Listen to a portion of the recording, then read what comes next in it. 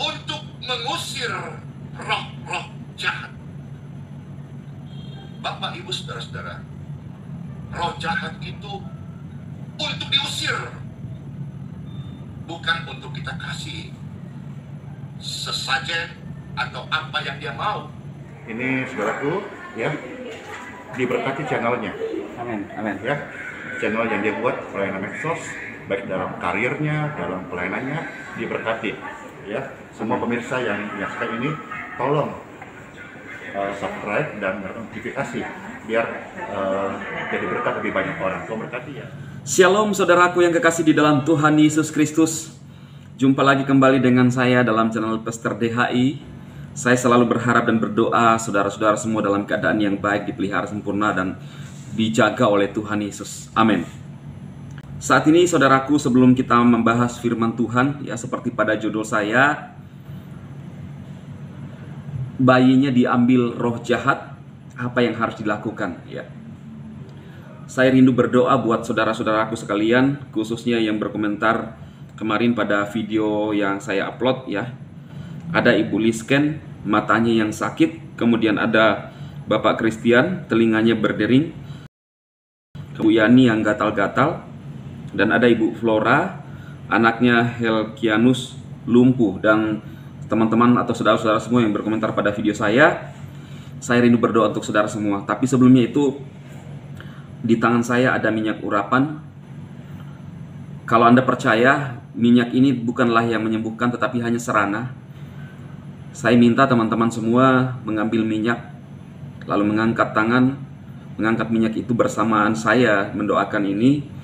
Setelah itu Anda olesi di bagian yang sakit dan minta Tuhan Yesus yang menyembuhkan. Ingat bahwa minyak ini bukan yang menyembuhkan, ini hanya sarana. Anda mempraktekkan, itu adalah langkah iman.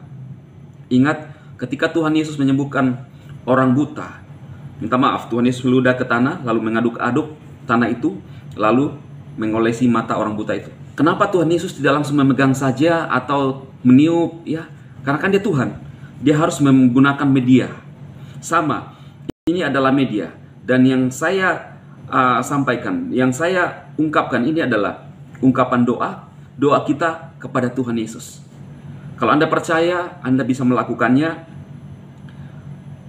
Angkat, taruh minyak di tangan Anda, lalu setelah itu Anda berdoa dengan saya dan menaruh pada bagian yang sakit. Kalau Anda gatal-gatal, mengolesi pada bagian yang sakit ya.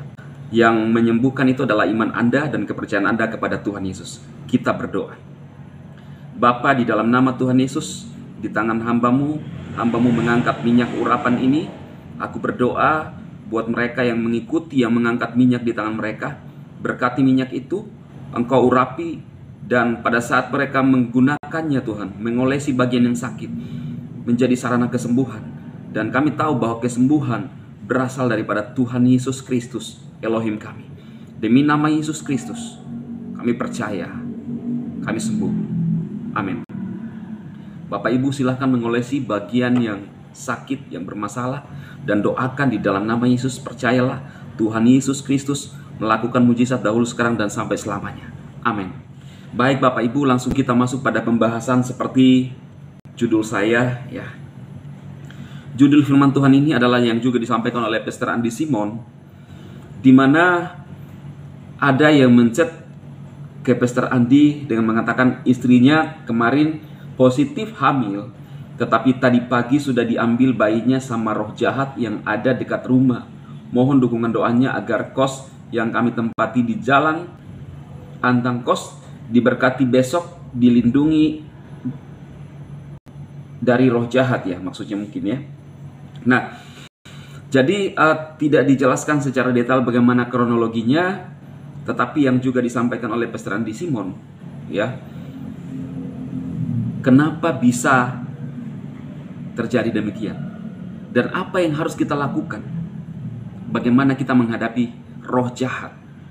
Kita sebagai orang-orang yang percaya kepada Tuhan diberikan kuasa. Mari kita dengarkan saudara-saudaraku apa yang disampaikan oleh Pastor Andi Simon. Nah, tugas orang percaya itu apa, Bapak Ibu sekalian? Tugas orang percaya itu adalah Injil Matius pasal 10 ayat yang pertama.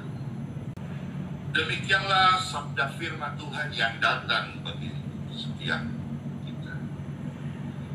Tuhan Yesus memanggil ke-12 muridnya dan memberikan kuasa kepada mereka untuk apa? Untuk mengusir roh-roh jahat. Bapak, Ibu, Saudara-saudara, roh jahat itu untuk diusir,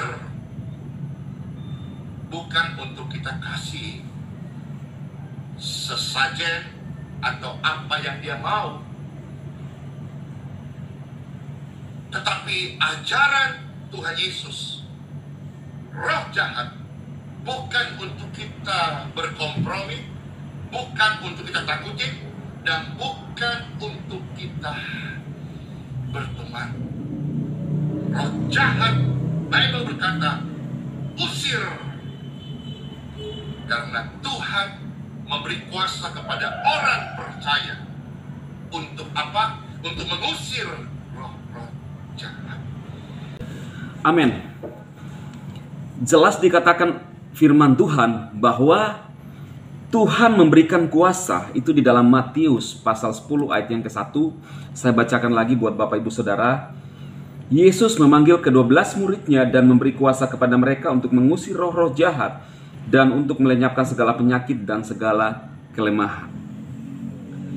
Yesus memanggil ke-12 muridnya, memberikan kuasa kepada mereka, memberikan otoritas kepada mereka untuk mengusir roh jahat dan melenyapkan sakit penyakit.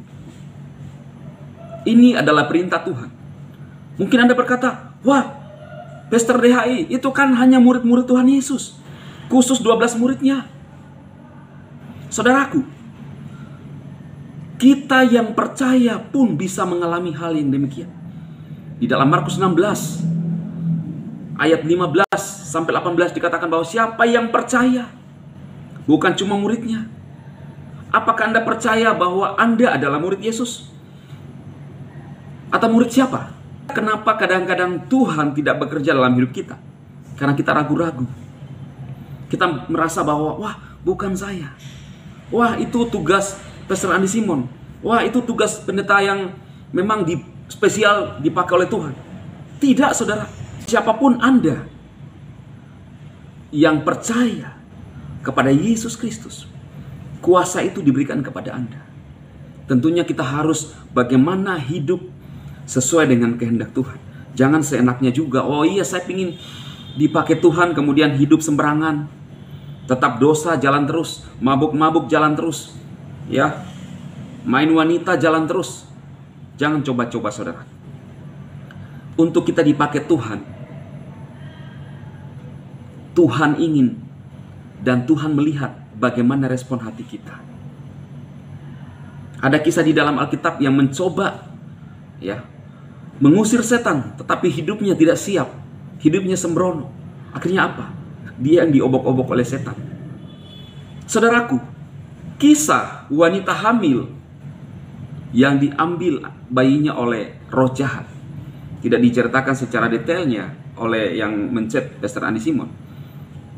Tetapi saudaraku, kita sebagai orang percaya punya kuasa. Serahkan dirimu sama Tuhan. Percaya sama Tuhan dengan sungguh-sungguh.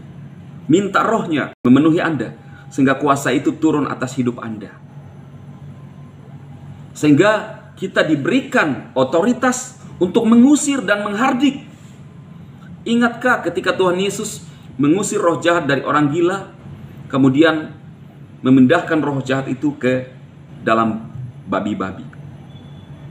Tuhan melihat satu manusia yang berharga, lalu mengorbankan beribu-ribu babi untuk tempat roh jahat. Jadi dia mengeluarkan roh jahat dari orang gila itu, kemudian memindahkan ke babi-babi. Tuhan tidak melihat berapa besar, berapa banyak babi-babi itu, tetapi Tuhan melihat satu orang berharga untuk diselamatkan.